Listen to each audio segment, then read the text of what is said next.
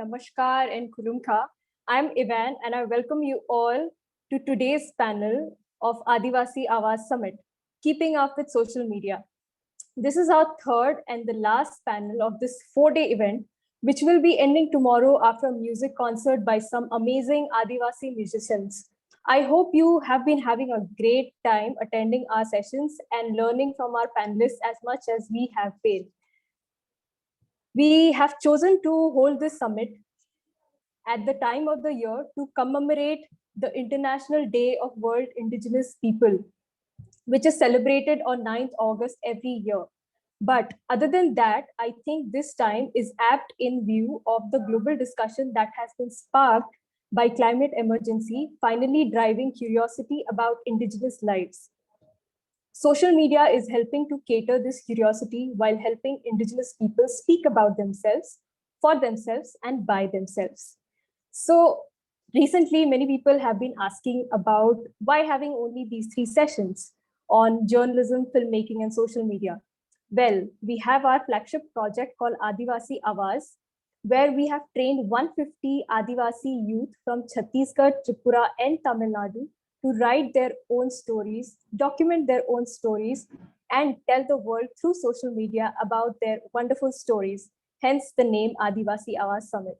So let's begin today's session, today's panel, which is keeping up with social media. So I also wanted to check once if Theye has already joined, Nisha. Yes. I have. I'm just trying to get my that virtual screen up. I'm still. I watched the video, Evangeline. I did, but I'm just not able to quite find it here.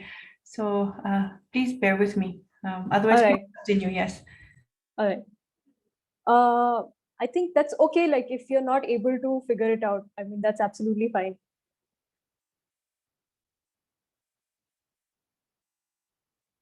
Okay, so to begin with today's session, we have 4 guests, panelists from different parts of India to tell us about the management of social media, what does it mean to be an Adivasi on social media, and how social media, how do they keep up with social media to express themselves? So moving on to the introduction. About our first guest panelist, music is an inseparable part of Adivasi lives. Through music, we have documented our history, traditional knowledge, and expressed our feelings. Our first guest is a multilingual YouTube star from Jharkhand who started his music career when he was just 22 years old. He has released 10 Santhali songs in last 3 years of his career. He's also the first tribal musician who was chosen in Next Up YouTube Artist in 2019. So Tom, welcome. Johar. Okay. Johar. Johar. So moving on to our next guest, that's you'll get to know after this introduction. Adivasi lives, as much as it's about celebrating nature and life, one specter which has never left them, irrespective of the location, is rebellion. Yeah, that's right. Like we have been revolting since so many generations. So we have with us Arjun Meher from Rajasthan, who's a student activist, social worker, and a writer from Rajasthan. He has been using Twitter to mobilize people for the last 8 years. So, hi, Arjun.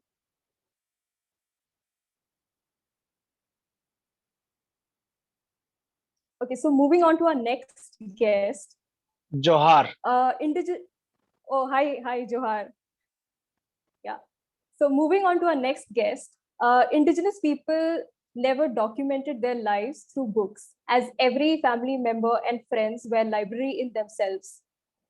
Our third guest, Mekla Mama, aka Teisia Kidechu, has proved through her Instagram presence that how significant every Indigenous life is and worth documenting their day-to-day practices.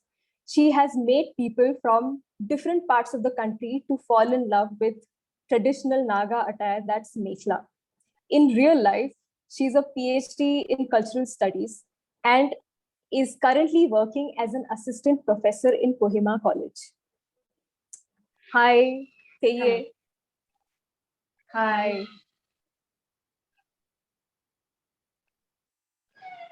So moving on to our fourth panelist for today, that's Ankit Vengurlekar, who's a podcast host of Love Aajkal in Spotify India and has taught mobile journalism in various leading media institutes in the country and currently leading LinkedIn News India. He's also a consulting content strategist for Adivasi Lives Matter. Hi, Ankit. Hi, Van. So thrilled to be here. Lovely to be here with all the amazing panelists. Okay, great. So these were our four amazing guests for today. Each guest will get 15 minutes time to speak, following which we'll be taking questions from the audience.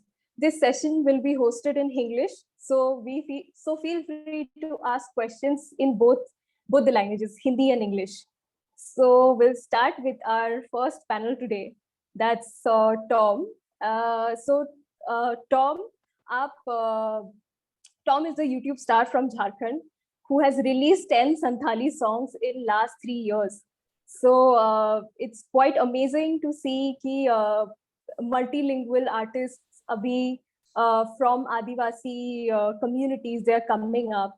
So आपने जैसे 3 साल में 10 संथाली गाने लिख दिए, तो I wanted to know, like, you know, where your inspiration comes from. Can you hold for a second? Okay. Sure. Sorry. My thoda battery laptop I think is somewhere. Like I'll come.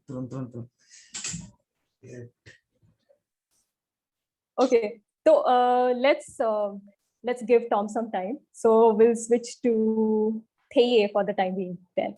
Okay. So Theye is an advocate of revival of indigenous Naga textiles, hence the name Mekhla Mama. So Theye, please tell us about your advocacy, as many people here might not be aware of what exactly is about advocating about textiles of Naga. All right. Hi, Evangelina. Hi, everyone. And today is actually World Handloom Day. So it's a wonderful occasion to speak about textiles. What I do in my account is I try and document our textiles, Naga indigenous textiles that are actually woven on the backstrap loom or the loin loom. I talk about their meanings because a lot of our traditional textiles have meanings and significance in terms of who can wear it. You know, our textiles are gendered. So, you know, some textiles can be worn by men, some by women, some are unisex, as we say these days.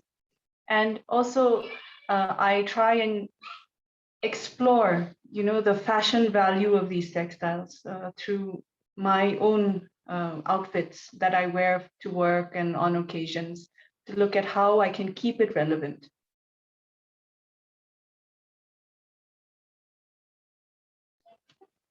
Evangelina, you please put your sound on. Yeah. So also, Theye, would you like to tell us about your Instagram handle, that's Mekhla Mama, and how did it start?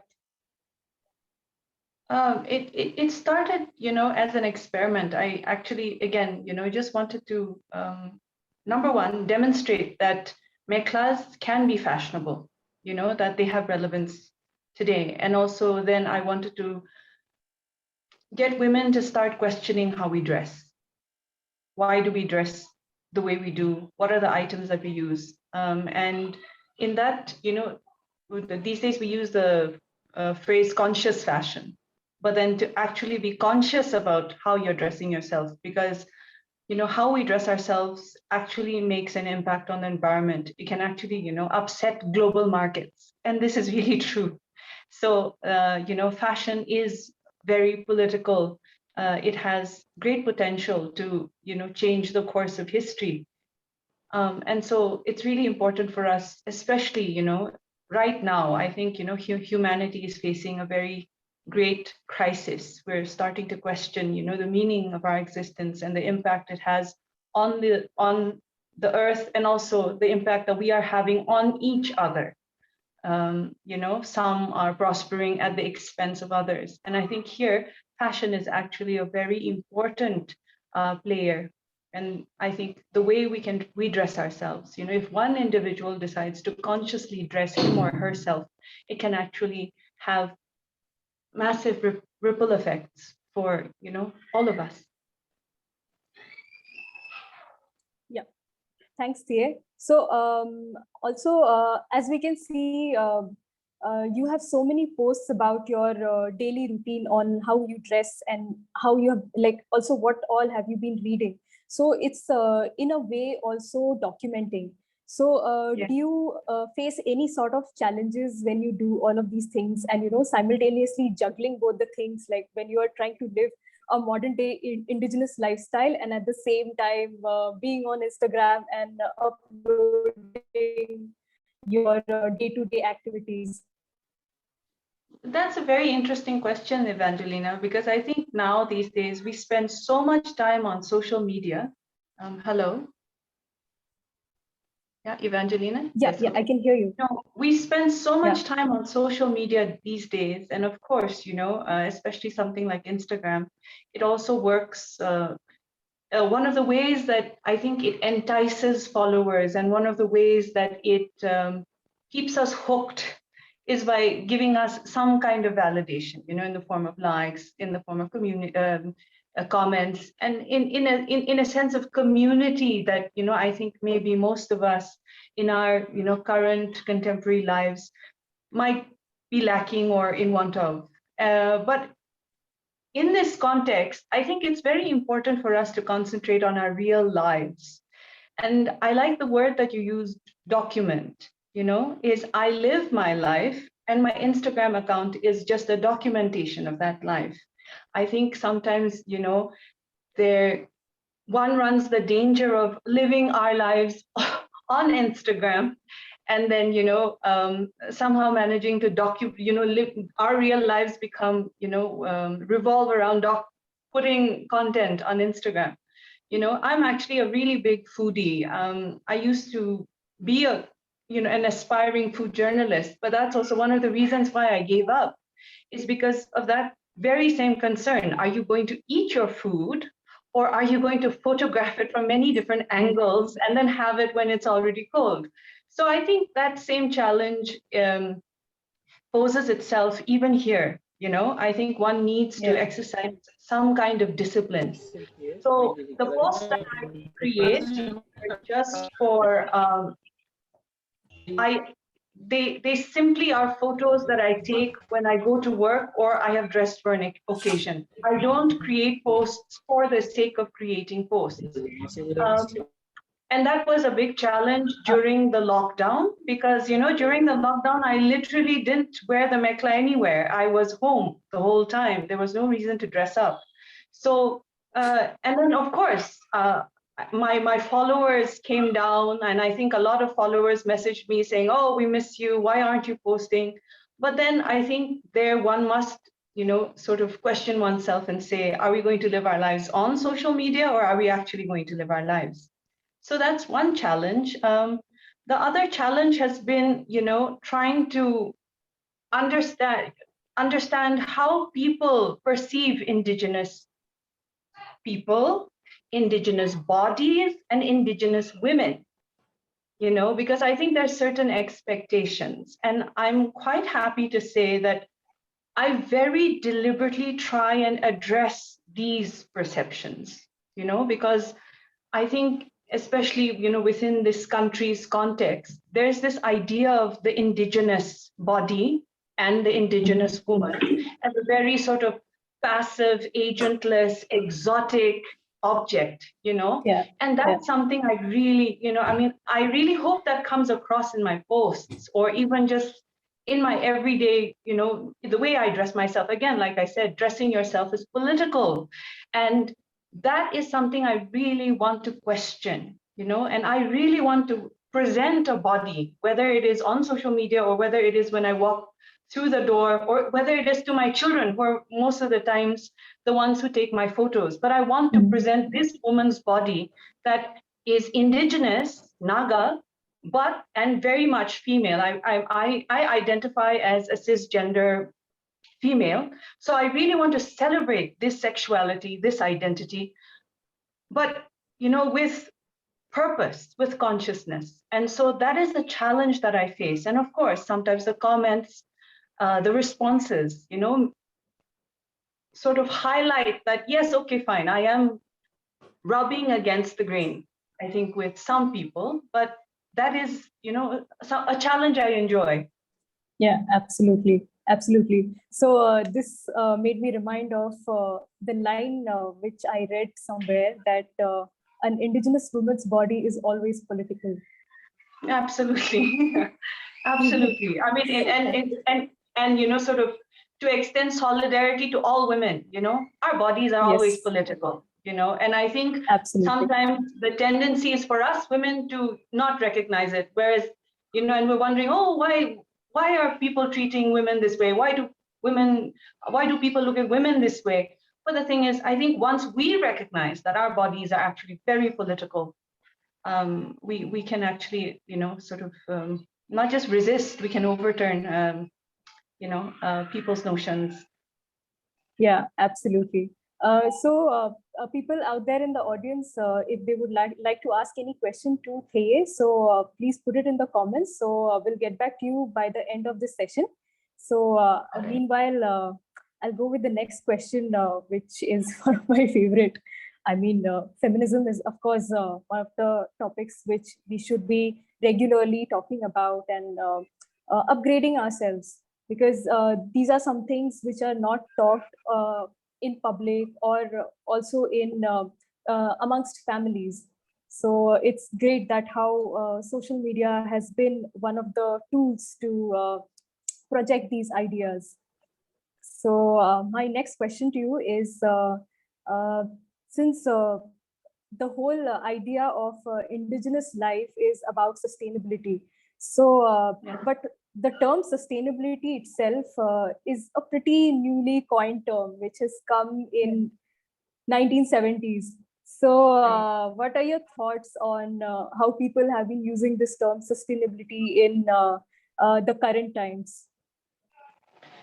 You're so right, because, in a sense, it's anachronistic, I think, from the indigenous point of view, this term, because it's like, I think, especially for Nagas, the same thing is, it's the same experience we have when we encounter the word organic.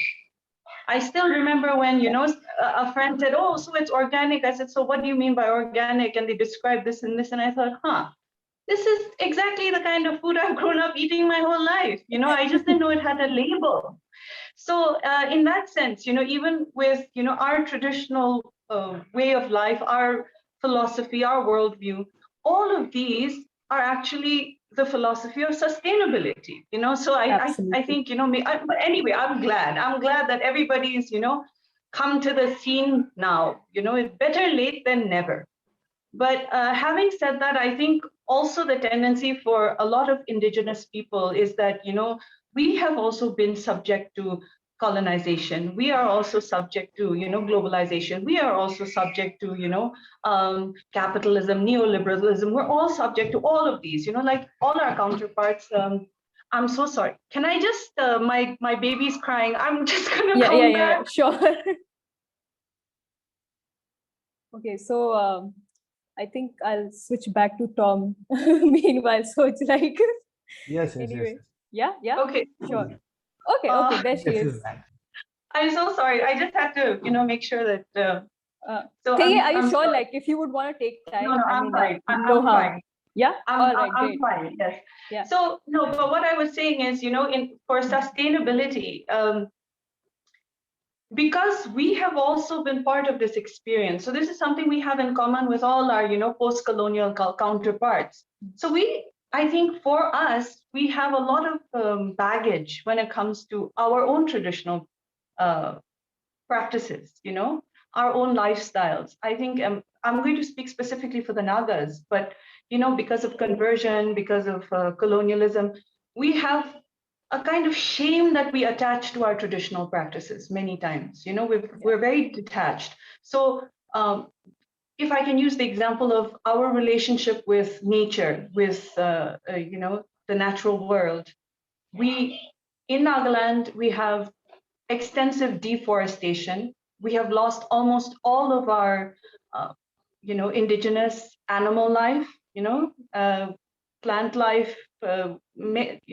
I think we hardly even see birds anymore. So, and this is a result of our entry into modernity. So in a way, we have to unlearn these practices that we once upon a time thought was indicative of our modernity. I think it's important for us indigenous people as well to realize that we have also been brainwashed to an extent, and we need to unlearn these modes of living and return to perhaps some of our traditional ideals. Absolutely, absolutely. And in this process of unlearning, there are times when indigenous people also go through this identity crisis. Absolutely, yeah, you're so right. Yeah. So me being an Adivasi herself, I have seen how people around me, how they go through this learning process, and there are times they are also not able to unlearn. So Right. yeah, you're absolutely right. Yeah. Okay, Thay, so we'll get back to you after some time. So we'll move on to our next right. panelist. Thank you so much for answering. Most welcome. So our next panelist will be getting back to our YouTube star, that's Tom Munmu. So Tom, are you there? Yes, sir. Yeah. So Tom, I'll repeat the question which I wanted to ask you in the beginning. So आपने जैसे 10 गाने संथाली के release किए मात्र 3 साल में, तो आपको इतना मतलब ये मेरे लिए तो मुझे लगता है काफी मुश्किल होगा कि मतलब अपने ही मदर टंग में जब ऐसे क्रूशियल टाइम में जब आपको सब फोर्स किए जा रहे हैं कि नहीं आप हिंदी में बात करो, आप इंग्लिश में बात करो, पर आप इतने 3 साल में और इतनी यंग उम्र में आपने 10 संथाली गाने रिलीज कर दिए। तो इसके बारे में तो मुझे पूछना था कि आपको इतना सारा इंस्पिरेशन कहाँ से आया, और आपने इतने कम टाइम में 3 साल में आपने 2 लाख सब्सक्राइबर से भी ज्यादा आपने क्रॉस कर लिया, और आपके वीडियोस में lakhs and lakhs of views है। तो आपका एक्सपीरियंस कैसा रहा और आपका इंस्पिरेशन कहाँ से आता है आपके गाने लिखने के लिए? Okay, so I'll talk about inspiration. So as an Adivasi, so हम लोग के ब्लड में ही वो चीज है, आपका नाचना हुआ, गाना हुआ, हम लोग ये कहीं से हम लोग सीखते नहीं है या कहीं से हम लोग ये लेते नहीं है, हम लोग के अंदर पहले से ही रहता है और इस पे हम लोग काम करते हैं। बट ये बोलना चाहूंगा कि हमारे आसपास जितने भी हमारे आसपास चीजें होती है या हमारे गांव घर में जिस तरह के चीजें होती है, वहां पे लोग किस तरह से गाना बजाते हैं, गाते हैं, वो बस एक सीमित एक गांव भर ही रह जाता है। गांव भी ज्यादा से ज्यादा 50 लोगों का, 60 लोगों का, लेकिन वो काफी ज्यादा रिच कल्चर वहां पे रहता है। हर एक गांव में अपना एक वो सबको एक कल्चर बना के रखे हैं। म्यूजिकली तो बहुत रिच हैं, आपका लिरिक्स वाइज आप देखिएगा बहुत रिच हैं, पोएट्री वाइज वो लोग बहुत रिच हैं। वो लोग हर एक छोटे छोटे चीजों को एक गाना के तौर पे उसे लिखा करते थे।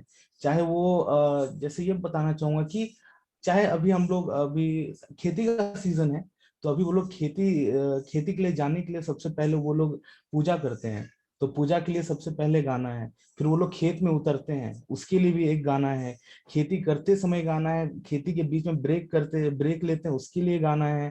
फिर खेती खत्म होता है, जब थक जाते हैं, रात होता है, फिर नाच गा के उसके लिए एक गाना है। सो ये कहीं ना कहीं ये चीज मैं सीखा हूँ अपने एंसेस्टर्स लोग से ही, कि आप कैसे छोटी छोटी चीजों को आप कितना अच्छा से सजा के उस चीज को लोगों को दिखा सकते हैं, ना कि फैंसी होते हुए।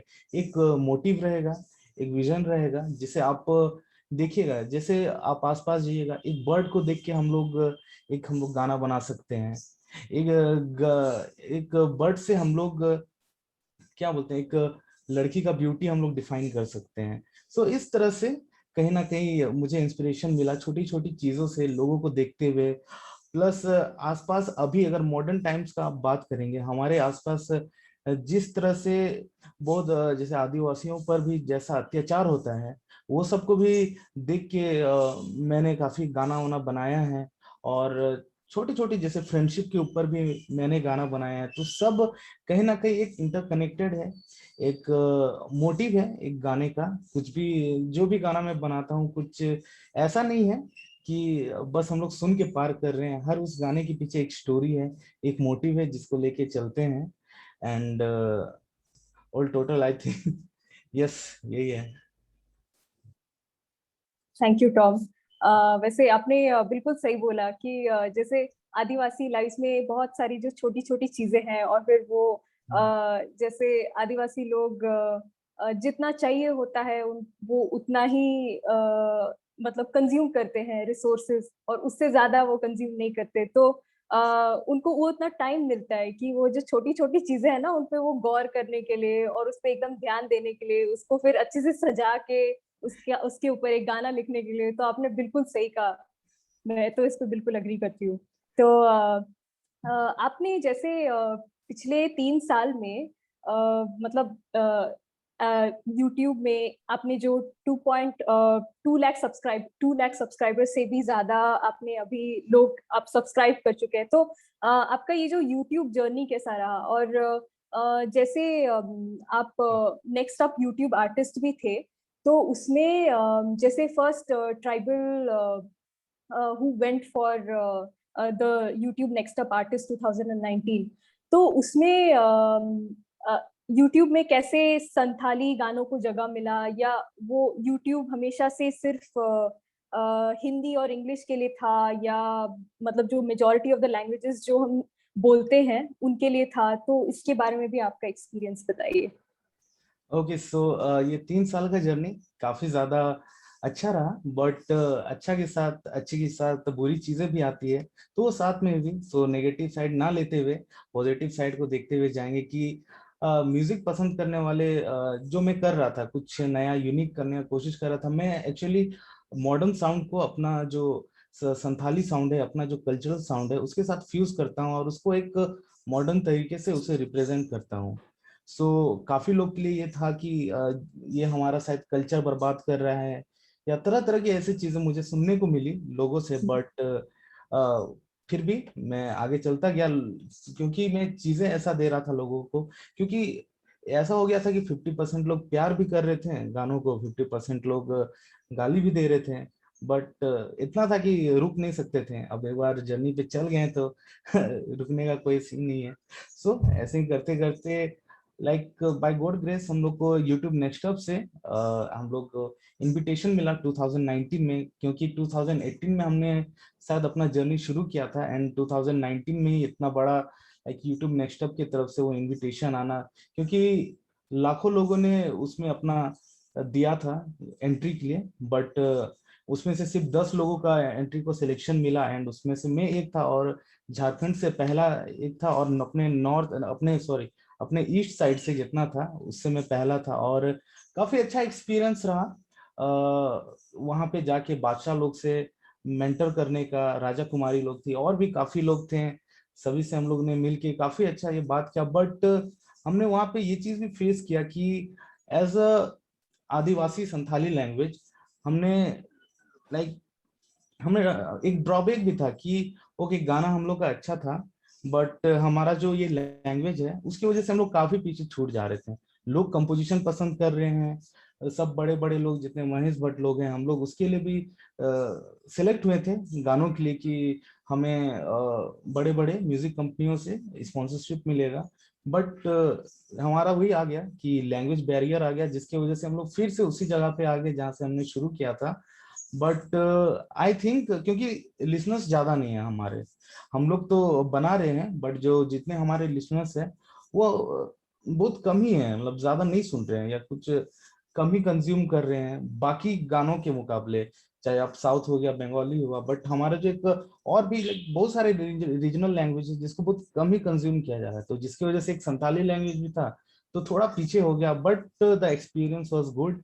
का इंडस्ट्री प्रोफेशनल्स लोग से हम लोग को बहुत कुछ सीखने को मिला कैसे सब चीज वर्क करता है या कैसे हम लोग आगे बढ़ सकते हैं, और ऐसे ही हम लोग फिर अपना जर्नी खत्म किया।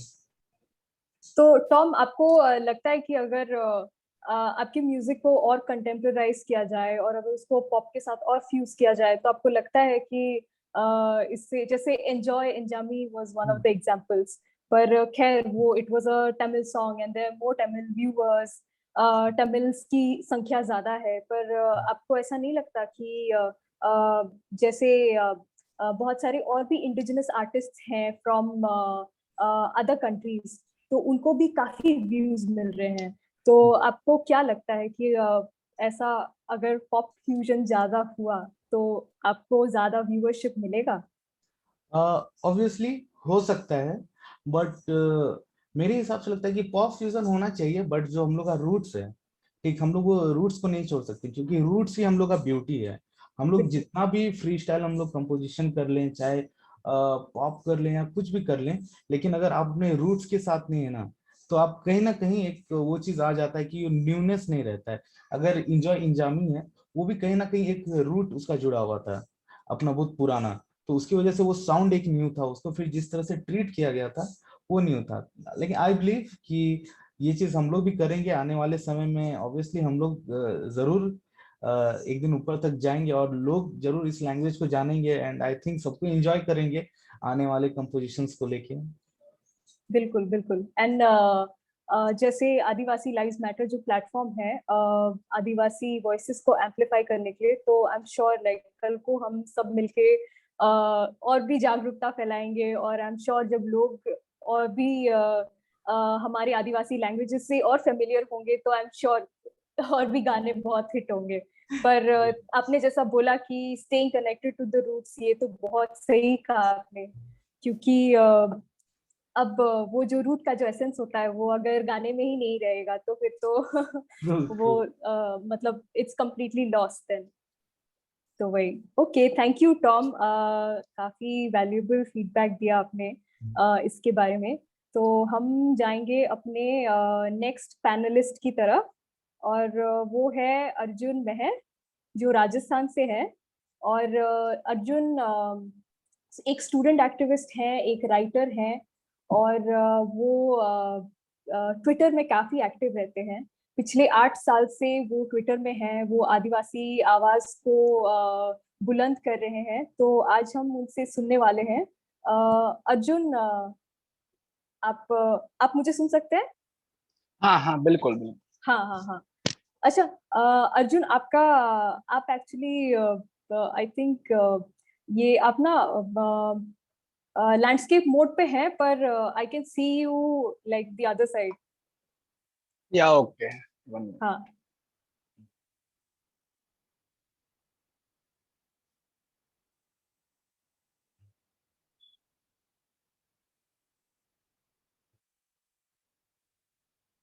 या ओके।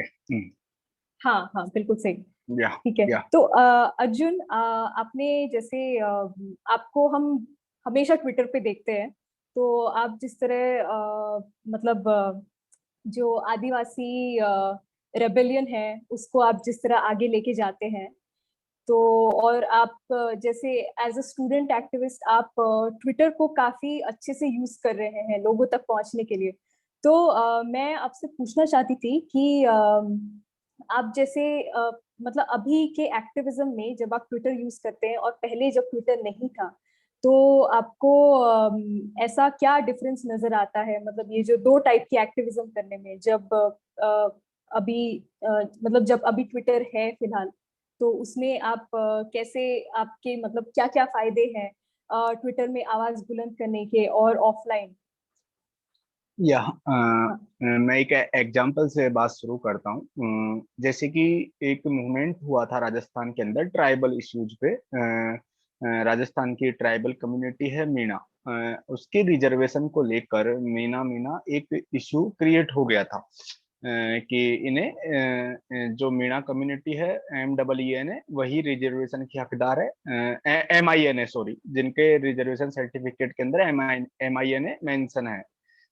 अब हुआ क्या था कि पूरे राजस्थान के ट्राइबल लोगों के जो मीणा कम्युनिटी के लोग हैं उनकी जो कास्ट सर्टिफिकेट है या फिर उनका जो भी बर्थ सर्टिफिकेट है, एजुकेशनल सर्टिफिकेट है, उनमें हर जगह MEEN मेंशन था। इसका एक रीजन था कि हम लोग राजस्थान के लोग पानी को पानी बोल देते हैं, मीणा को मेणा बोल देते हैं, मीणा बोल देते हैं, ब्राह्मण को ब्राह्मण बोल देते हैं। तो ये इंग्लिश में जहां से भी कोई शुरुआत हुई उसने लिखने वाले ने MEEN कर दिया, और इंग्लिश में भी यही होना चाहिए था, लेकिन लिखा गया कागजों में MIN। इसको लेके एक बड़ा प्रोटेस्ट राजस्थान के अंदर हुआ। उस दौर के अंदर हम ट्विटर पे सीमित लोग थे, केवल अपनी एक्टिविटीज को डाला करते थे। एक गैदर, इतना मोबिलाइजेशन का नहीं था, इतने लोग नहीं थे कि हम अपनी आवाज को बुलंद कर पाए। उस दौर में जब हम लोगों को मोबिलाइज करते थे तो एक तरीका होता था हमारा कि हम गांव गांव जाकर लोगों को समझाते थे, मीटिंग करते थे। प्रोटेस्ट करने से पहले 1 महीने पहले तैयारी चालू हो जाती थी कि आपको तमाम गांवों में घूमना है, टीम्स के साथ जाना है और उन्हें बताना है कि इशू क्या है, मुद्दा क्या है, और इससे हम किस तरीके से इस मुद्दे पे आवाज बुलंद करनी है। और फिर एंड में हम एक कोई गैदरिंग जैसे जयपुर में करते थे और सरकार पे प्रेशर करते थे। तो इस पूरे मूवमेंट को करने में महीनों लग जाते थे और बहुत ज्यादा रिसोर्स लगता था, पैसे से लेकर जो हमारा ह्यूमन रिसोर्स है वो दोनों। अब आप देखिए कि अभी फिलहाल मैं जस्ट 5 दिन पहले मूवमेंट खत्म करके दिल्ली आया हूँ। एक ही वही ट्राइबल इश्यूज पे एक मूवमेंट था। हमने लोगों को कैसे मोबिलाइज किया? हम जमीन पे नहीं उतरे, जमीन पे उतरे लेकिन कम संख्या के अंदर, कि भाई हमारी कुछ ही टीम जमीन पे काम करेगी, बाकी हमारा मोबिलाइजेशन पूरा का पूरा सोशल मीडिया के माध्यम से था। ट्विटर, इंस्टाग्राम, फेसबुक, तमाम जगह पे हमने लाइव सेशन किए, लोगों को मुद्दे के बारे में बताया। क्योंकि आप जब आपकी अच्छी फैन फॉलोइंग हो, तो आपको एक साथ लाखों लोग पढ़ते हैं, हजारों लोग सुनते हैं।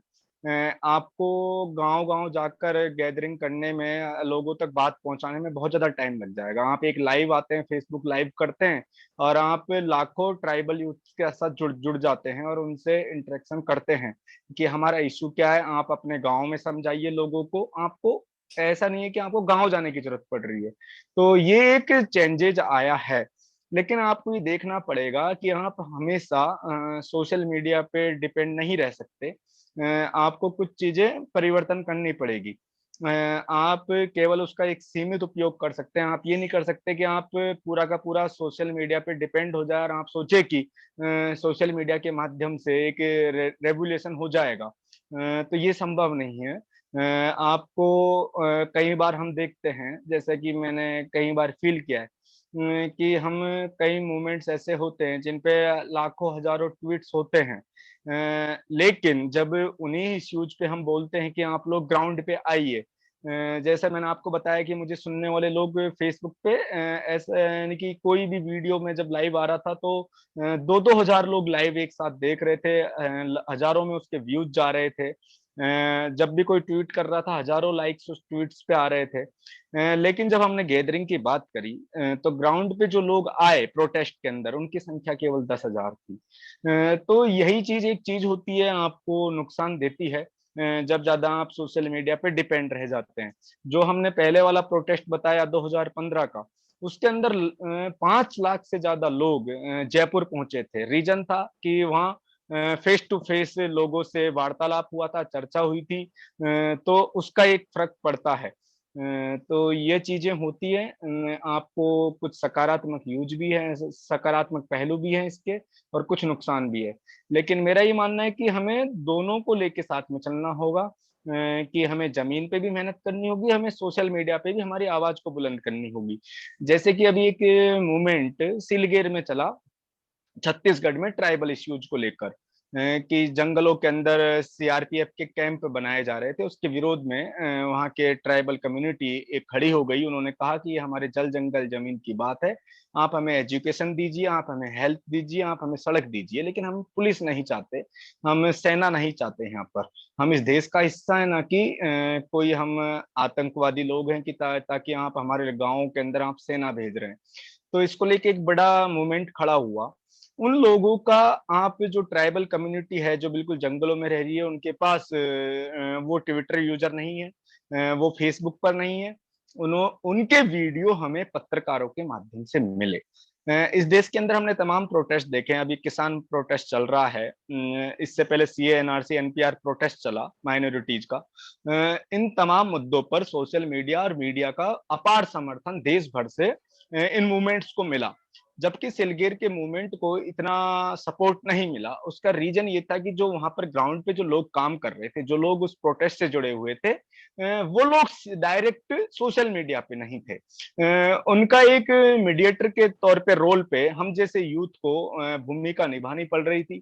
हमें ट्विटर पे बार बार कैंपेन चलाने पड़ रहे थे, save Bastar, stand with tribal. तो इस तरीके से हमें लोगों तक बात पहुंचानी पड़ रही थी कि भाई इस देश के अंदर ट्राइबल कम्युनिटीज भी हैं, उनके लोग बंदूकों से मारे जा रहे हैं, उनके लिए भी आवाज बुलंद करनी है। तो ये एक चीजें हैं कि आपका एक प्रोटेस्ट बिना सोशल मीडिया के ग्राउंड पे सब होता है शुरू, लेकिन आपको दुनिया को दिखाने के लिए, देश को दुनिया दिखाने के लिए आपको सोशल मीडिया का सहारा लेना पड़ता है कि आखिर वहां क्या चल रहा है। जी बिल्कुल, थैंक यू अर्जुन। और जैसे और एक चीज है, ट्विटर पे ट्रेंड करता है, जैसे जो ट्रेंडिंग में दिखाता है, हैशटैग्स जो ट्रेंड करता है, तो ये हैशटैग्स कितना इम्पैक्टफुल होता है रियल लाइफ में? हाँ, हाँ, नहीं, बहुत ज्यादा इम्पैक्टफुल होता है। मैं बता रहा हूँ ना, छत्तीसगढ़ की एक घटना थी, जब ये ट्राइबल मूवमेंट चल रहा था सिलगेर वाला। छत्तीसगढ़ के एक डिस्ट्रिक्ट के जो थे डीएम, उन्होंने एक लड़के को थप्पड़ मार दिया। उसका वीडियो वायरल हुआ, लोगों ने हैशटैग चलाया, डीएम को रिजाइन करो, डीएम रिजाइन करें, उसका इस्तीफा वापस लो। और सरकार को 24 घंटे के अंदर उसको मतलब जो डीएम थे, वहां के जो कलेक्टर थे, उनको माफी मांगनी पड़ी सार्वजनिक तौर से आकर। और उस पर उस लड़के के पास गए जो माइनर लड़का था जिसको थप्पड़ मारा था। तो बहुत ज्यादा इम्पैक्ट करता है। कई मामलों के अंदर हमने देखा कि किस तरीके से क्राउड फंडिंग की जाती है। अभी हमने एक ट्राइबल स्टूडेंट के लिए क्राउड फंडिंग ट्विटर के माध्यम से कैंपेन चलाकर, क्लब हाउस पे हमने मीटिंग कर कर, वहाँ हमने म्यूजिकल एंड पोइटिक इवेंट करके उनके लिए फंड राइज किया। तो बहुत मायने रखता है ट्रेंडिंग। ट्रेंडिंग से ये होता है कि आप मुद्दे से देश को रूबरू करवाते हैं। जब भी कोई खोलता है कि टॉप 30 के अंदर क्या ट्रेंड चल रहा है, तो वो देखेगा एक बार, जैसे कि सेव बस्तर चल रहा है, तो वो सोचेगा कि बस्तर में हो क्या रहा है भाई, बस्तर क्यों ट्रेंडिंग में है, और उस पर जाके जरूर क्लिक करेगा। और जब वहां क्लिक करेगा तो वहां पर तमाम फोटोज देखेगा, वीडियोस देखेगा, लोग जो अपना पॉइंट ऑफ व्यू रख रहे हैं, जो अपने ट्वीट्स के माध्यम से उनको पढ़ेंगे। तो एक आपके साथ समर्थन लोगों का वहां आता है और लोग आपसे जुड़ते हैं। जी बिल्कुल बिल्कुल, थैंक यू अर्जुन। आपने मतलब इतने विस्तार से जो बताया वो मतलब गूगल करने पर भी नहीं मिलता है। एंड ऐसे जब खुद जब एक्टिविस्ट, स्टूडेंट एक्टिविस्ट से पूछा जाए, तो मतलब आप जैसे एग्जांपल्स के साथ बता रहे हैं, ये हमें आर्टिकल्स में भी देखने को, पढ़ने को नहीं मिलता है। तो थैंक यू वेरी मच। और हमारे जो ऑडियंस में जितने भी लोग हैं, अगर वो कोई भी क्वेश्चन पूछना चाहते हैं हमारे पैनलिस्ट से, प्लीज कमेंट करके हम वो लास्ट हाफ एन आवर का जो सेशन होगा, Q&A सेशन, उसमें हम आपके क्वेश्चंस का आंसर, पैनलिस्ट आंसर करेंगे। तो थैंक्स अर्जुन। अभी चलते हैं हमारे आखिरी पैनलिस्ट की तरफ, last but not the least, Ankit Vengurlekar. So Ankit के बारे में मैं फिर से इंट्रोडक्शन, उनका इंट्रो बताना चाहूंगी कि अंकित इज अ पॉडकास्ट होस्ट जो अभी वो नया नया शुरू किए हैं। इट्स कॉल्ड लव आजकल, जो स्पॉटिफाई इंडिया में अभी है। और उसके अलावा वो पिछले 10 साल से टीवी जर्नलिस्ट रह चुके हैं, और अभी फिलहाल लिंक्डइन के साथ काम कर रहे हैं, और हमारे आदिवासी लाइव्स मैटर के साथ भी एज अ कंसल्टेंट जुड़े हुए हैं।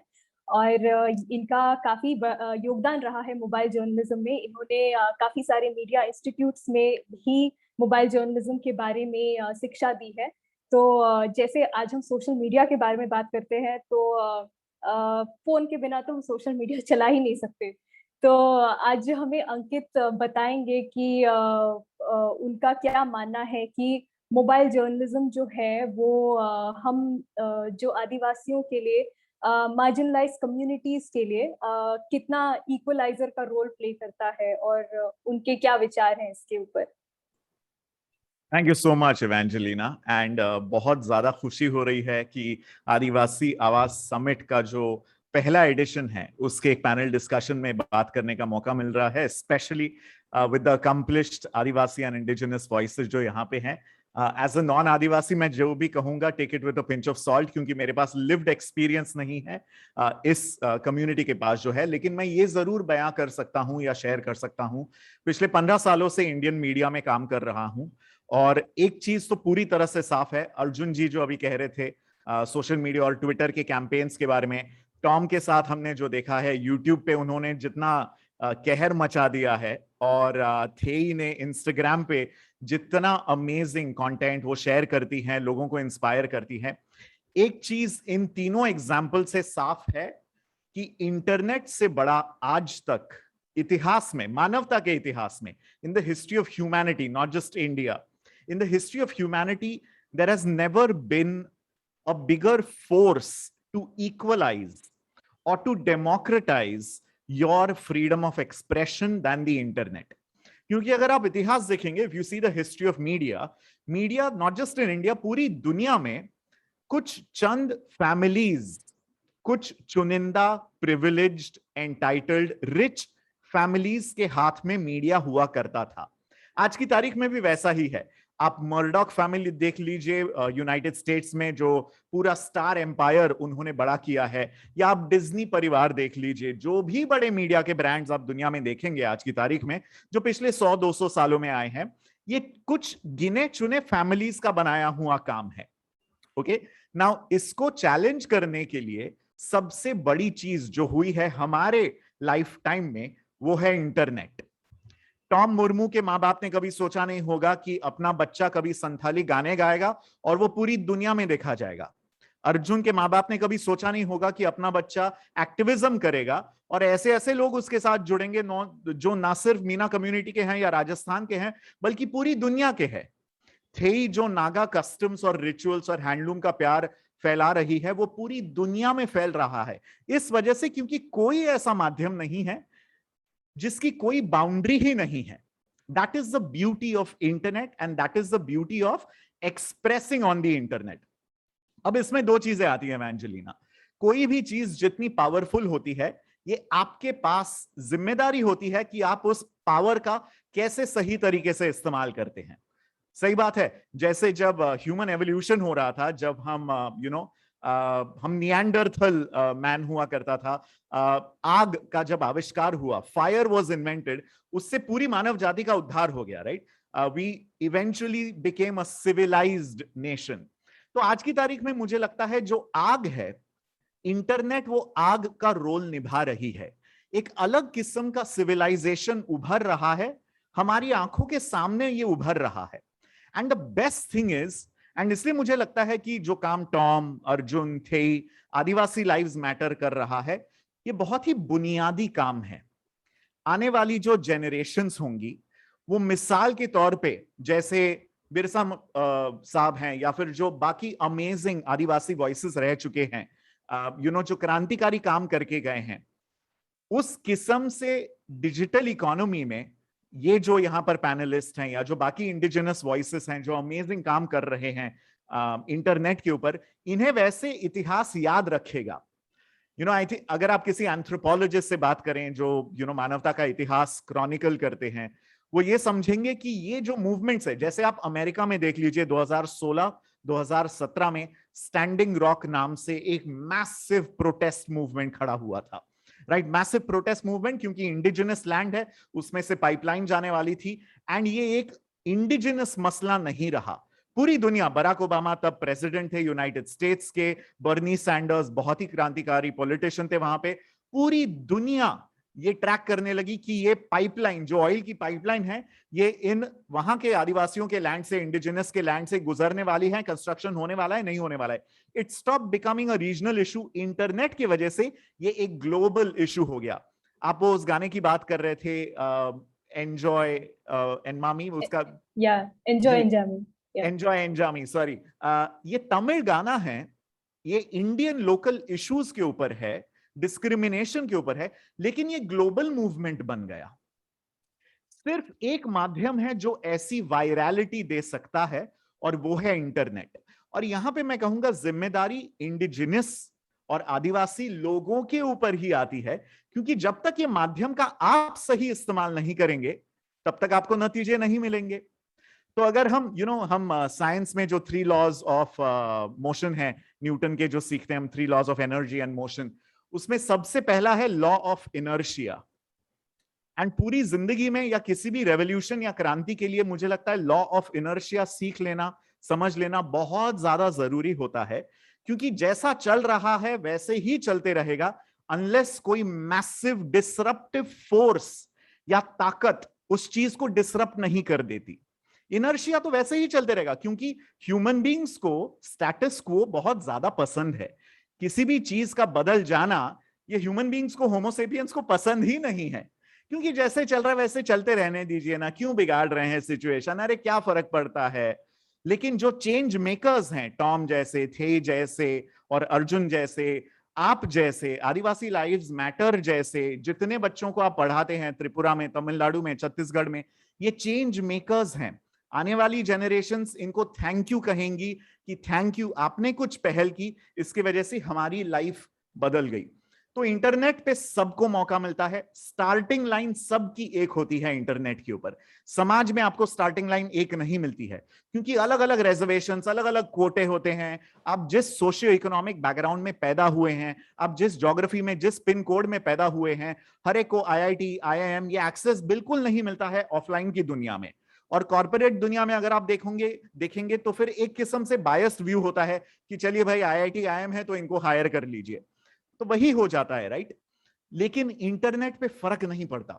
अगर आपके पास आवाज है, अगर आप ढंग से उस आवाज को पेश कर सकते हैं, और अगर आप इसको एक विजुअल तरीके से पेश कर सकते हैं, बढ़िया फोटोग्राफ्स के जरिए, बढ़िया वीडियोस के जरिए, बढ़िया गानों के जरिए, बढ़िया भाषा के जरिए, बढ़िया खाने के जरिए, बढ़िया हैंडीक्राफ्ट्स के जरिए, तो फिर ये एक कॉमन डिनोमिनेटर बन जाता है दुनिया के किसी भी इंसान को आपके साथ जुड़ने का। और हम देख ही रहे हैं, राइट। मेरे ख्याल से मुंबई में जो सेव आरे फॉरेस्ट का एक मूवमेंट हुआ, एक गजब का गाना मैंने कल ही देखा, जो स्वदेशी और प्रकाश भोयर, जो यहाँ आरे कॉलोनी में रहने वाले आदिवासी जो ट्राइब्स हैं उनमें से हैं। म्यूजिक एक सुपर पावर है। तो मुझे लगता है टॉम मुर्मू यहाँ पे टोनी स्टार्क है, वो आयरन मैन से कम नहीं है, क्योंकि उसके अंदर एक सुपर पावर है।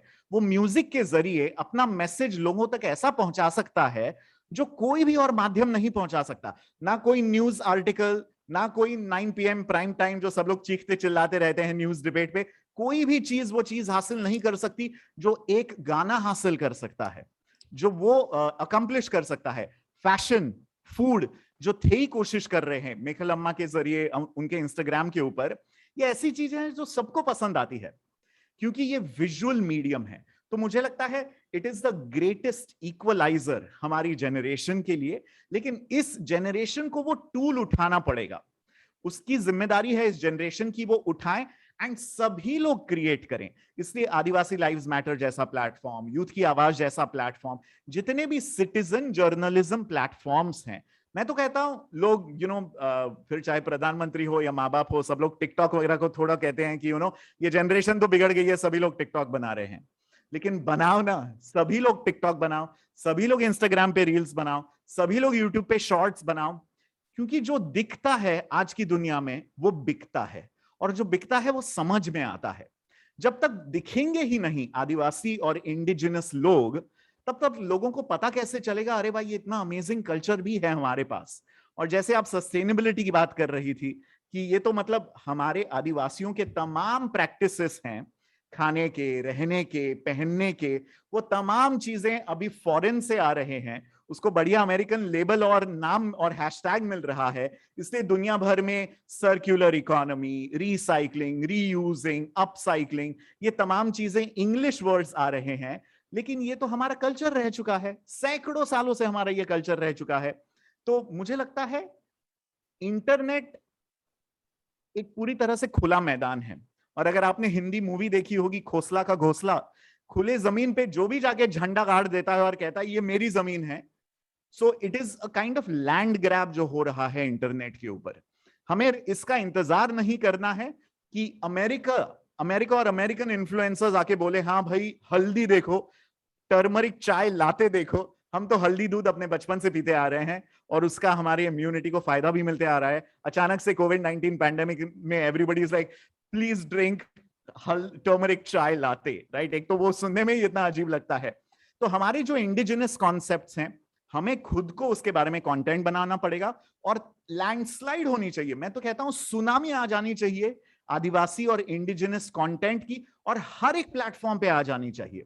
फिर वो टिकटॉक हो, वो टकाटक हो, वो यूट्यूब हो, वो इंस्टाग्राम हो, वो इंटरनेट हो। आई अंडरस्टैंड कि न्यूज रूम्स में 9 PM प्राइम टाइम बुलेटिन्स में या अखबारों के एडिटोरियल पेजेस में जगह मिल पाना मुश्किल है, लेकिन यूथ वो सब नहीं पढ़ रही है। यूथ जिन तमाम एप्स के ऊपर है, उन तमाम एप्स के ऊपर मुझे लगता है सुनामी आ जानी चाहिए इस कंटेंट की। और इस बात में मैं बहुत ज्यादा सराहना चाहूंगा और कॉन्ग्रेचुलेट करना चाहूंगा आदिवासी लाइव्स मैटर को, जो पिछले 4 सालों से इनक्रेडिबल काम कर रहा है, पहल कर रहा है। आने वाले सालों में मुझे लगता है एक किस्म से इंस्टीट्यूशन, एक किस्म से अकेडमी होनी चाहिए इंडिजिनस वॉइसेस, टैलेंट्स, कल्चर, गानों की, म्यूजिक की, खाने की, वेशभूषा की, जिसमें आदिवासी लाइव्स मैटर काफी बड़ा रोल निभा सकता है। जी जी जी, बिल्कुल बिल्कुल अंकित। इनफैक्ट आपने काफी सारे क्वेश्चंस का आंसर भी कर दिया, like which was about to follow. और जैसा कि आपने बोला, like content should keep flooding, and we on Adivasi lives matter also completely believe in that, because हमारे पास कंटेंट का तो बिल्कुल कोई कमी है ही नहीं, तो इंतजार किस बात का। तो या एब्सोल्युटली। तो अंकित के लिए और एक क्वेश्चन ये है कि जैसे कि आप पिछले लाइक 10 साल से मेन स्ट्रीम मीडिया में है, तो आपका ऑब्जर्वेशन क्या रहा है towards change of knowledge and perspective towards marginalised communities? Because ऐसे काफी सारे केसेस आते रहते हैं जहाँ पे संभावना सेठ ने ऐसा कुछ बोल दिया, and then you know mocking of indigenous cultures and languages. तो आई वांटेड टू नो कि like you know what is it that you face in and around you? देखिए, हकीकत ये है कि दोनों चीजें हो रही हैं। चीजें बेहतर भी हो रही हैं, लेकिन चीजें बदतर भी हो रही हैं। ये हमारे ऊपर है कि हम किस नजरिए को और किस अंजाम के ऊपर ज्यादा फोकस करना पसंद करेंगे। Okay, the more people get aware, the more discourse will happen, but the discourse may not always be positive. Okay, and that is applicable to everything. Feminism की अगर आप बात कर लें, फेमिनिज्म की वजह से जितने लोग फेमिनिस्टिक वैल्यूज के ऊपर बात कर रहे हैं वो भी बहुत हो गया है, लेकिन एंटी फेमिनिज्म वॉइसेस भी उतने ही बड़े हैं। कोविड-19 पैंडेमिक में हमने देखा, साइंस प्रूव हो गया है कि साइंस हमें बचा रहा है पैंडेमिक से।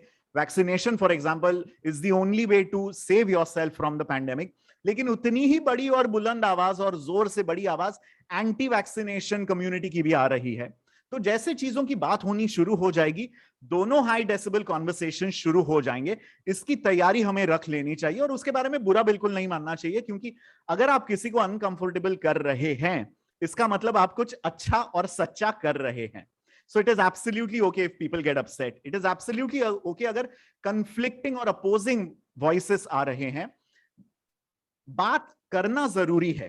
अगर बात बिल्कुल नहीं होगी तो लोगों की जो मानसिकता है, उनका जो नॉलेज है, वो आप परिवर्तन ही नहीं कर पाएंगे। सो मुझे लगता है हर किस्म की बात होना जरूरी है, even of opposing points of view, क्योंकि बात करने से बात बनती है। I firmly believe in that. Okay, the second thing is, हमारा लेंस फॉर सक्सेस सिर्फ मेन स्ट्रीम मीडिया क्यों होना चाहिए? That is such an old school thought, क्योंकि ओल्ड स्कूल जमाने में तो सिर्फ मेन स्ट्रीम मीडिया था, लेकिन आज की तारीख में main stream is the alternative media. YouTube is alternative, लेकिन वो मेन स्ट्रीम हो गया है। ट्विटर इज ऑल्टरनेटिव, लेकिन वो मेन स्ट्रीम हो गया है। इंस्टाग्राम, टिकटॉक, इंटरनेट, ये ऑल्टरनेट था मेन स्ट्रीम मीडिया के लिए। मेन स्ट्रीम मैंने जो कहा था कि चुनिंदा गिने चुने फैमिलीज सारे मीडिया चैनल ओन करते थे, सारे अखबार ओन करते थे, उनको ठेंगा दिखाने के लिए तो इंटरनेट पे इतने सारे न्यूज रूम पैदा हुए। तो अगर हम वही देखते रहेंगे कि भाई जो मेन स्ट्रीम मीडिया वाले हैं वो हमारी बात नहीं कर रहे हैं, अरे क्या फर्क पड़ता है अगर वो बात नहीं कर रहे हैं? उन्हें पढ़ कौन रहा है? सिर्फ बुढ़े लोग पढ़ रहे हैं ना, तो क्या फर्क पड़ता है? हमें तो यूथ को इंप्रेस करना है, हमें यूथ से बात करनी है, हमें उनकी मानसिकता, उनका माइंडसेट चेंज करना है। और अगर वो इंटरनेट पे और तमाम एप्स के ऊपर हैं, तो हम एप्स के ऊपर जाके कंटेंट बनाएंगे और अपनी आवाज रखेंगे। तो मुझे लगता है अपना गोल पोस्ट थोड़ा शिफ्ट करने की जरूरत है। मेन स्ट्रीम मीडिया के साथ ऑब्सेशन जायज है, क्योंकि सैकड़ों सालों से that has been our only medium of expression. लेकिन अब इंटरनेट मेन स्ट्रीम हो गया है, मुझे लगता है ये सारे न्यूज चैनल्स या न्यूज पेपर्स, हमें फर्क नहीं पड़ने देना चाहिए इनके ऊपर कवरेज हो रही है या नहीं हो रही है। हमें बुरा मानना नहीं चाहिए अगर कहीं पे कोई आपदा होती है और मेन स्ट्रीम न्यूज वाले उसको कवर नहीं करते हैं, क्योंकि उनका बिजनेस मॉडल अलग है, उनका रेवेन्यू मॉडल अलग है। वो चैरिटी के धंधे में नहीं है, वो बिजनेस में है, उन्हें पैसे कमाने हैं, वो एनजीओ नहीं चला रहे हैं। So you have to understand and accept कि वहां तो दुनिया ऐसे ही चलेगी, वो नहीं बदलने वाली है।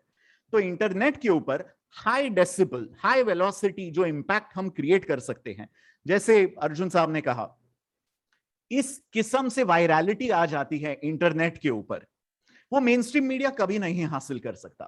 तो हमें उस चीज के ऊपर फोकस करना है जो काम करता है। हमें इस चीज के ऊपर एनर्जी बिल्कुल जाया नहीं करनी चाहिए जहां पे नतीजे नहीं दिखते हैं या स्लो दिखते हैं। That is personally what I think. Nisha का यहाँ पे एक सवाल है, so Evangelina if you don't mind, वो सवाल भी मैं लेना चाहूंगा। Yes, please. वो पूछ रही हैं, it is an ongoing challenge, we know more about an incident like Standing Rock, but we see far fewer such incidents that one can recall from Indian internet. What needs to change? निशा, ये बहुत ही गजब सवाल है। मुझे लगता है, और मेरी खुद की बेटी है जो अभी 10 साल के होने वाली है, तो मुझे लगता है ये जो आने वाली जनरेशन है, थे ही आपके भी बच्चे हैं, मुझे लगता है आने वाली जो जनरेशन है, जो पढ़ाई और स्कूल कर रहे हैं, वो तो करना पड़ता है, इट्स अ नेसेसरी इविल। जिंदगी में उसका कुछ फायदा मिले ना मिले तो उससे फर्क नहीं पड़ता, लेकिन वो 12, 15, 18 साल करना ही पड़ता है, it's a right of passage. मुझे पर्सनली नहीं लगता स्कूल कॉलेज से कोई भी फर्क पड़ता है आज की तारीख में दुनिया में, नुकसान ही होता है, साल बर्बाद ही हो जाते हैं। लेकिन द नंबर वन थिंग जो हम सबको माँ बाप के तौर पे, या अगर हमारे परिवार में कोई और छोटे बच्चे होंगे, हमें नंबर वन चीज जो सबको सिखानी है वो है डिजिटल सैवीनेस। कंटेंट कैसे बनाना है ये सबको पढ़ा देना चाहिए। आप ट्रिग्नोमेट्री, पाइथागोरस ये सब मत पढ़ाओ, कोई फर्क नहीं पड़ता, कैलकुलस, डेरिवेटिव्स आए ना आए कोई फर्क नहीं पड़ता। आप ये बताओ कि वीडियो कंटेंट कैसे बनाना है, आर्टिकल्स कैसे लिखने हैं, पॉडकास्ट कैसे बनाना है, और अपनी आवाज को आपको करेक्ट लैंग्वेज में, करेक्ट फॉर्मेट में इंटरनेट पे कैसे प्रेजेंट करना है। That is the most important skill जो इस जनरेशन के लिए जरूरी है। निशा, जो आप स्टैंडिंग रॉक देख रहे हैं वो इसलिए है क्योंकि अमेरिका एज अ कंट्री भयंकर मीडिया savvy कंट्री है, भयंकर मीडिया savvy कंट्री है। तो वो किसी भी छोटी छोटी चीज को भी इतना बात का बतंगड़ बना देते हैं। और आप ये भी देख लीजिए कि इंडिया में बैठ के अगर हमें वहां के आदिवासी संघर्ष का पता चल रहा है, तो आप सोचिए वो कितना मीडिया savvy है।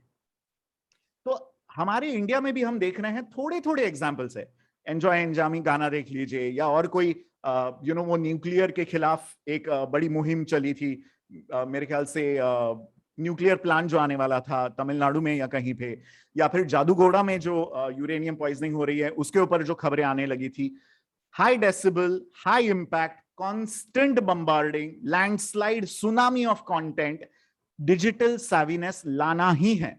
डिजिटल साक्षरता मुझे लगता है हमारे जनरेशन के लिए, हमारे देश के लिए सबसे बड़ा अभियान है, सबसे बड़ा अभियान है, क्योंकि वो लेके आएंगे तो हमारा पूरा इतिहास और हमारा भविष्य बदल सकता है। Absolutely. Thank you, Ankit. Those were such encouraging words. And I'm sure, even I'm pumped up about especially handling the content on Adivasi Lives Matter. Like, I constantly keep thinking about, what is the best content we can put forth, and so many other things. So thank you so much telling us about your experiences and encouraging all our participants here. Thank you. So we'll go to our Q&A session, and I can see 2 questions already.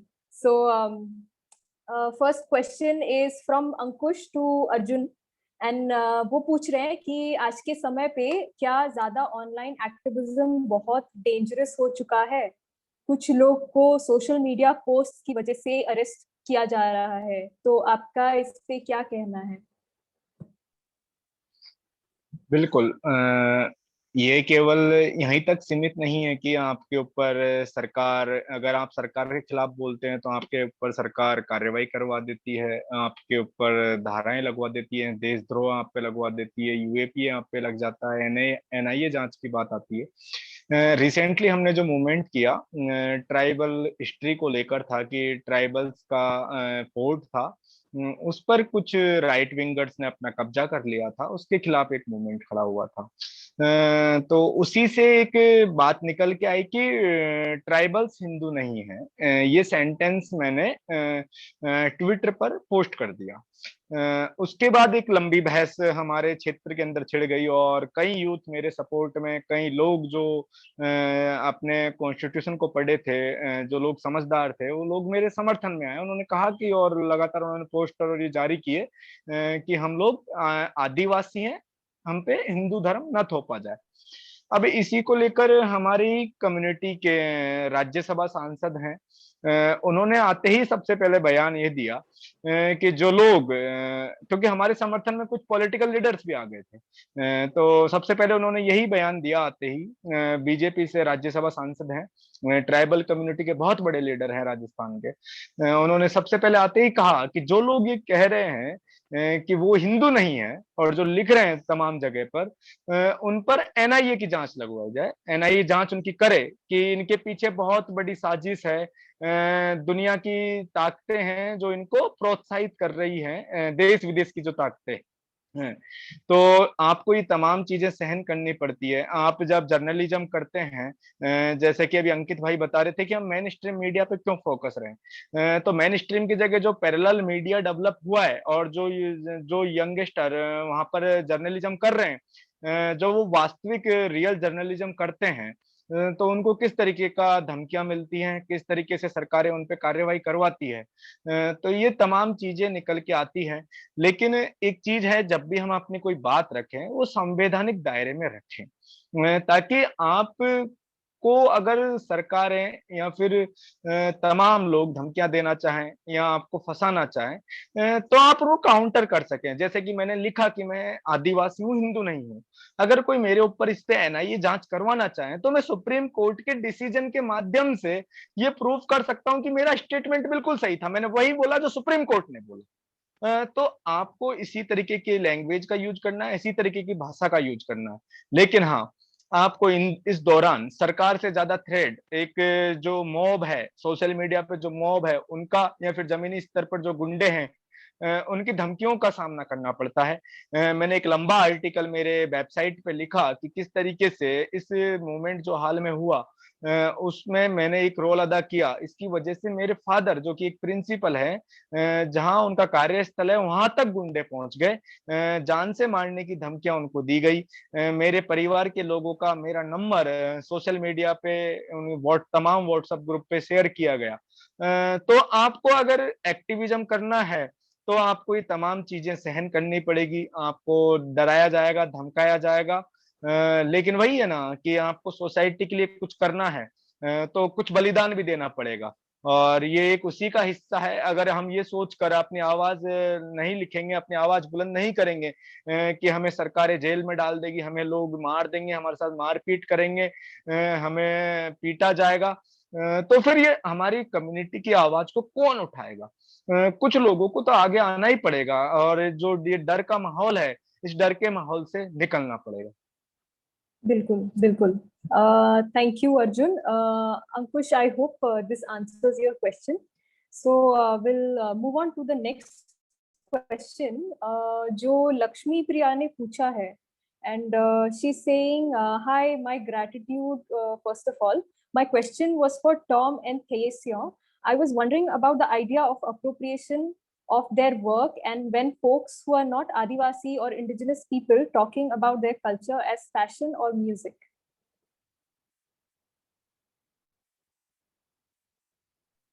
Tom, do you want to Yeah. go first, or Tom? No, you go. Yes. Okay, so this is really interesting. Now, if you look at my Instagram account, I actually when I began, I would actually discuss in great detail the meanings of these textiles. because a lot of our textiles have meanings. So how it was, the meanings of production, the folklore that's associated with some of these textiles. And what was very interesting is then suddenly one day I came across an article where, and she was one of my followers actually, she had just copy pasted almost everything, and then she had put it in her article. So after that, I became a little wary of putting information. Now if you see my more recent posts, I name the textile and I identify which tribe it's from. But beyond that, I don't add these details because this is part of my academic work. And this is not something that happens only with textiles and this current Instagram account. In general, knowledge about Nagas, I think in general, knowledge about all indigenous people, a lot of it falls within the paradigm of anthropology. And we've always been the subject of anthropological study. And these studies have almost always been conducted by either, white Western anthropologists, foreign anthropologists, or mainland Indian, non-Adivasi, non-indigenous scholars. So on the one hand, it is important for us to produce knowledge of ourselves, but I think it's very important to be wary of the kind of information that we put out there because, it's almost, it's interesting to see how, people perceive this knowledge that we have or this knowledge on us, as something that's just free, that can just be taken, appropriated, and used to further their own careers. So this is something I think you've raised a very, very important issue. Thanks Teye. Tom, आप कुछ बोलना चाहेंगे इसके ऊपर? Can you repeat it once again? हाँ जी, question repeat करती हूँ. तो लक्ष्मी प्रिया बोलती हैं कि I am wondering about the idea of appropriation of their work, and when folks who are not Adivasi or indigenous people talking about their culture as fashion or music. तो वो ये बोलना चाहती हैं कि मतलब जैसे आप एज अ संथाली सिंगर आप संथाली गीत गा सकते हैं, आप संथाली टेक्सटाइल्स को प्रेजेंट कर सकते हैं अपने वीडियोस में, जैसे आपने इतने ब्यूटीफुली प्रेजेंट किया है. तो ये कभी कभी किस तरह लोग यूज करते हैं, मतलब जो नॉन संथाली होते हैं, नॉन आदिवासी होते हैं, तो वो कभी कभी अपने कंटेंट बनाने के लिए वो हमारे आदिवासी कल्चर, इंडिजिनस कल्चर में जो ये सारे एलिमेंट्स हैं, फैशन हो गए, म्यूजिक हो गए, तो उसको वो कभी कभी अलग तरीके से यूज करते हैं. तो आपका इसके बारे में क्या कहना है? ओके, सो ये चीज मैं ज्यादा तो नहीं देखा हूँ, लेकिन मैं जितना मैं म्यूजिक वीडियोस वगैरह बनाता हूँ, तो अभी ऐसा समय है जैसे इंटरनेट में जिस तरह से अभी लोग कोई भी चीज, कोई भी कंटेंट को बहुत ज्यादा कंसीव कर रहे हैं, बहुत ज्यादा देख रहे हैं. ओके, सो उसमें बीच में भी कुछ लोग ऐसे आ जा रहे हैं कि जो एक हम लोग का ट्रेडिशनल अटायर है, जो हम लोग का एक जैसे तरीका होता है कि हम लोग कैसे एक अटायर को हम लोग पहनते हैं, सबका एक तरीका होता है जो हम लोग पहनते आए हैं, लेकिन उसको अलग अलग तरीके से सामने वाला लोग पहन रहा है, मतलब गलत रिप्रेजेंट किया जा रहा है, जिससे कभी कभी वो चीज अच्छी नहीं लगती है, लेकिन लोगों के ऊपर एक गलत इम्पैक्ट पड़ता है कि ये क्या है. मान लीजिए अगर एज अ फर्स्ट पर्सन आप पहले उसी चीज को आप पहले देखें तो, और उसमें वही नाम लिखा होगा, ओके ये संथाली का है, बट लगेगा कि आदिवासी लोग का ऐसा होता है, मतलब एक उतना प्रॉपर नहीं होगा, बट एक दिमाग में आएगा ना कि ओके ये ऐसा होता है, क्योंकि उसको वो चीज पहले मिला है. लेकिन जो उसका ओरिजिनल है, जो उसका पहले रूट्स है, वो चीज अगर उसे वो नहीं देखेंगे तो कैसे पता चलेगा. सो ये होना चाहिए कि ये चीज थोड़ा खराब है, बट आई थिंक अब लोगों को धीरे धीरे वो चीज पता होना चाहिए कि कौन इसके असली है और क्या नहीं है. ठीक, तो वो चीज अब वो अपने आप पता चल जाएगा. बिल्कुल बिल्कुल, थैंक यू टॉम. फिर और जो आखिरी क्वेश्चन पूछा गया है वो है अंकुश से. अंकुश ने पूछा है, और ये एक ब्रॉडर क्वेश्चन है सारे पैनलिस्ट के लिए. तो he is asking how are the new internet rules changing the self expression landscape mostly among indigenous and marginalized communities. Is it as open as it was meant to be? आप में से कोई answer करना चाहेगा ये question new internet rules के ऊपर? So I think दुनिया भर में we are seeing the rise of hyper nationalistic fundamentalist right wing governments पूरी दुनिया में हो रहा है, और ये खास करके ऐसी जगहों पे हो रहा है जिन्हें डेमोक्रेसी कहा जाता है।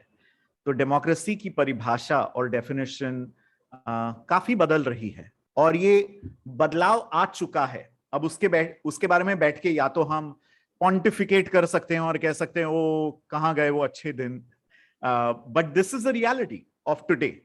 Okay, one can keep lamenting or commenting on it, or one can adapt to it. Okay, just the way I think, again I come back to the fact कि अगर इंटरनेट पे कोई एक दरवाजा या एक खिड़की बंद कर देता है तो 100 नई खिड़कियां और 100 नए दरवाजे निकल आते हैं। That's the beauty of the medium. There's a beautiful phrase saying, if you've always done what you've done, you will go to where you've always gone. But to get to some place that you've never been, you'll have to do something that you have never done. नया ख्याल हमें रचना पड़ेगा मुझे लगता है, और internet पे तो ढेर सारे साधन आपको मिलते हैं। टेलीग्राम, सिग्नल जैसे एप्स हैं जो तमाम जो पाबंदियां होती हैं, जहां पे भी कम्युनिकेशन बैन हो जाता है, वो उसको सर्कमवेंट करने का एक सिंपल तरीका हो जाता है। दुनिया भर के सिटीजन प्रोटेस्ट, फिर वो अरब स्प्रिंग हो, लिबिया में हो, अफ्रीका में हो, यूएस में हो, इंडिया में हो, जम्मू कश्मीर में हो, नॉर्थ ईस्ट में हो, वी हैव सीन कि लोग एक दूसरे से बात करने का नया साधन तो निकाल ही लेते हैं, और इसमें इंटरनेट ही कारगर साबित हो जाता है a lot of times. Okay, so we have to accept कि जी हाँ, आज की तारीख में ये हकीकत है।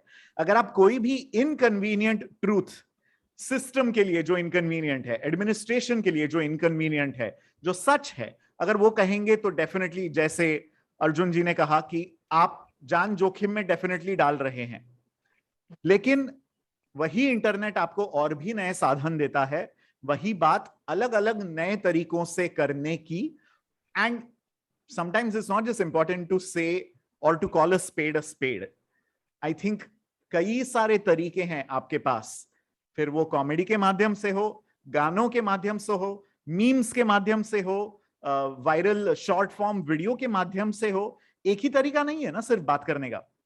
अगर बात करने का एक तरीका वो उसके ऊपर बैन ला रहे हैं या उसके ऊपर ज्यादा सवाल पूछे जा रहे हैं, ठीक है गाने बनाओ, ठीक है स्टैंड अप कॉमेडी करो उसके बारे में, ठीक है मीम्स बनाओ, ठीक है एक पोस्टर या कार्डबोर्ड के ऊपर मैसेज लिख के खड़े हो जाओ बीच बाजार में। कितने चीजों को, कितने लोगों को, कितने लबों को वो शांत करेंगे? नहीं कर सकते। इसलिए व्हेन आई से high decibel, high velocity, high impact, tsunami of content, यहां पे जब इक्का दुक्का लोग बात करते हैं तो वो इक्का दुक्का लोगों को पकड़ा जा सकता है, उन्हें आइडेंटिफाई किया जा सकता है। लेकिन हजारों, लाखों, करोड़ों की तादाद में जब लोग एक बात करते हैं, जो हुआ है बहुत सारे बड़े नेशनल इश्यूज के साथ, तो किस किस को पकड़ेंगे, राइट? ये मेरा थोड़ा आइडियलिस्टिक ओपिनियन हो सकता है। लाइक आई सेड, मैं नॉन आदिवासी हूं, मेरा लिव्ड एक्सपीरियंस नहीं है, तो मैं क्षमा चाहता हूं अगर कुछ गलत कहता हूं। बट मुझे लगता है इंटरनेट आपको डेफिनेटली ये मौका देता है, सोशल मीडिया आपको ये मौका देता है। राइट, थैंक यू अंकित। नहीं, डेफिनेटली अंकित भाई, आपने बिल्कुल सही बात बोली कि कितने लोगों को पकड़ेंगे, कितने, एक खिड़की बंद हो जाएगी, दूसरी और तमाम खिड़कियां हमारे सामने मौजूद हैं। मैं आपको बताता हूं कि मैंने लिखा कि हम आदिवासी हैं, तो मैंने ये लिखा, मेरा ट्वीट अभी भी ट्विटर पे है, कि उन्होंने, नेताजी ने बात करी है NIA लगाने की। मैं तमाम साथियों से अपील करता हूं कि आप भी लिखें कि हम आदिवासी हैं, हम हिंदू नहीं है। देखते हैं कितने लोगों को, कितने आदिवासियों को वो जेल में डालते हैं।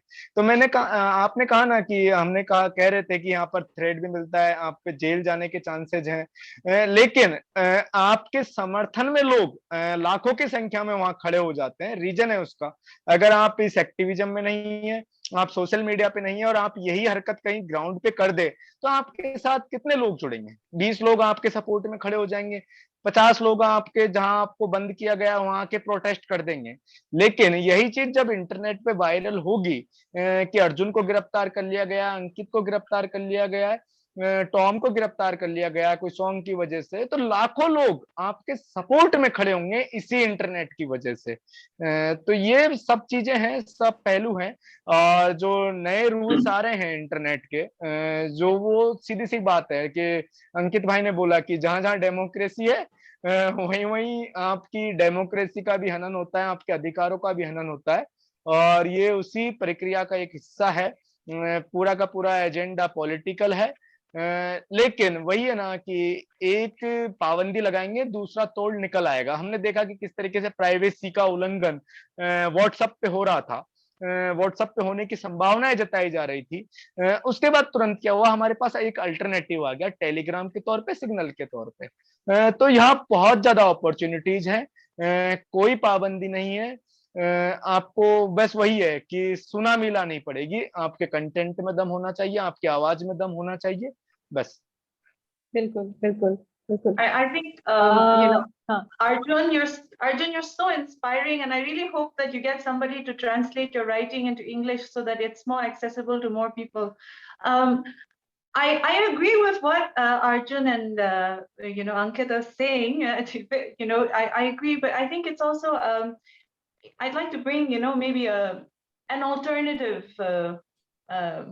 trajectory to, you know, navigate these new rules, particularly those pertaining to censorship. I think I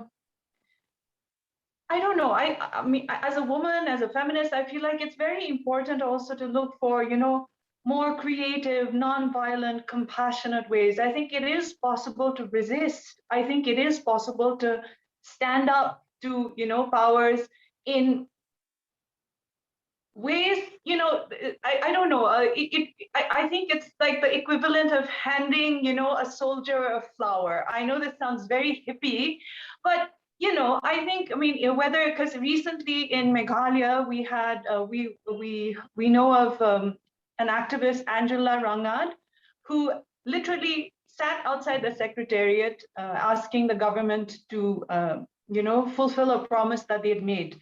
And then of course Irom Sharmila, we all know of Irom Sharmila, but I think, you know, and I am also very deliberately you know, quoting women, but I don't think necessarily it always needs to be fighting fire with fire. Sometimes, you know, silence, sometimes gentleness, sometimes, you know, compassion, empathy, these things are more political and more vociferous than, you know, direct confrontation. Absolutely थे ये। सो Tom, आप कुछ बोलना चाहेंगे?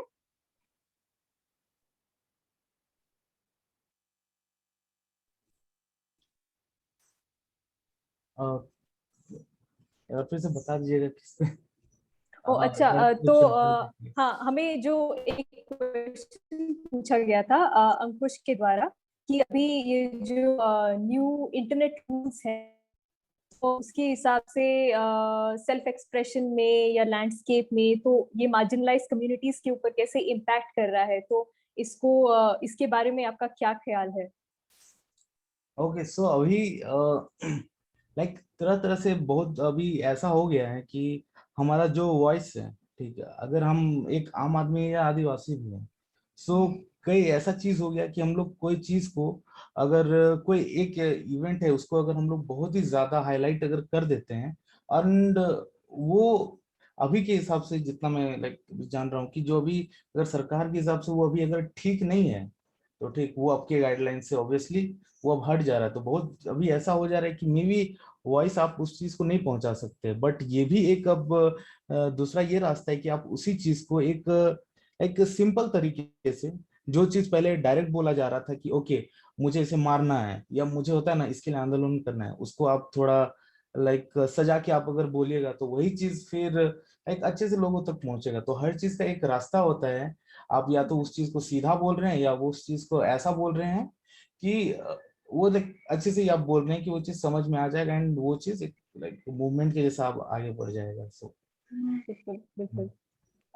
Thank you so much. अभी हम panel session के and में आ चुके हैं, तो अभी के लिए मैं इतना ही क्वेश्चंस लूंगी। और आप सबको बहुत बहुत थैंक यू आपका टाइम देने के लिए और हमारे साथ जुड़ने के लिए, और अपने सारे एक्सपीरियंसेस शेयर किए हैं, जो हमें कभी भी मिलेगा ही नहीं बुक्स में पढ़ने के लिए, पर इन इंटरनेट के माध्यम से, जूम के माध्यम से हम जिस तरह से जुड़ पाते हैं और इन सब चीजों में चर्चा कर पाते हैं, तो it's like we living in those times. So thank you so much. और अभी वोट ऑफ थैंक्स के लिए मैं माइक अंकुश को पास करना चाहूंगी, और आपको ये भी पता चल जाएगा कि मैं बार बार अंकित को अंकुश क्यों बोल रही थी। So over to Ankush. Thank you so much. Thank you Evangelina and आप सब लोगों को शुक्रिया। What a phenomenal panel we have had today, और क्या कमाल की चर्चाएं हुई है। टॉम भाई, it's amazing to see your work, और आप कैसे म्यूजिक के जरिए एक नई जनरेशन को पूरा इंस्पायर कर रहे हैं। अर्जुन भाई, आपकी आग स्क्रीन पे ही सही, लेकिन स्क्रीन के जरिए भी आप में जो फायर है और जो जोश है आपका, वो जरूर ट्रांसलेट कर गया है हमारे सारे ऑडियंसेस में। TA, you continue to inspire. The first time I had met you was a few years ago, and I have seen how beautifully the conversations that you do online are blossoming, and you are furthering conversations on these topics in a very creative manner. Ankit, you obviously continue to inspire all of us and help guide us and steer us. You have seen the landscape of the internet, of media, of content for close to 2 decades, and we definitely heed help from people like you in the future as well. Ivan, thank you for organizing and moderating this beautiful session. आप सब लोगों को मैं कहना चाहूंगा कि ये आदिवासी आवाज समिट हमारा पहला समिट था, and we want to thank each and every one of you audiences for all the love and support that you have given to us. इसका आखिरी सेशन कल है। कल शाम को 4 बजे से 5:30 बजे तक हम लोग जो कह रहे हैं कि हमारी पौड़ी हो रही है, पार्टी हो रही है, तो उसमें 4 आदिवासी परफॉर्मर्स, म्यूजिशियंस, सिंगर्स भारत के अलग अलग कोने से आने वाले हैं, and they would be performing in their indigenous languages. We have women from Nilgiris, Tamil Nadu. We have Tom Murmu, जिनके गीत आप कल देख सकते हैं. We have Prakash Bhoir and his entire Warli family from Mumbai. तो ये सारे, and we have Halok and Hamjakma from Tripura. So beautiful languages, beautiful songs and music are going to come together tomorrow at 4 p.m. So do join, go on our social media for links, and Zoom call के ऊपर कल भी ये होने वाला है. I would like to thank each and every one of you once again. Thank you for taking out the time, and उम्मीद करते हैं कि आदिवासी आवाज इसी तरह बुलंद होती रहेगी आगे.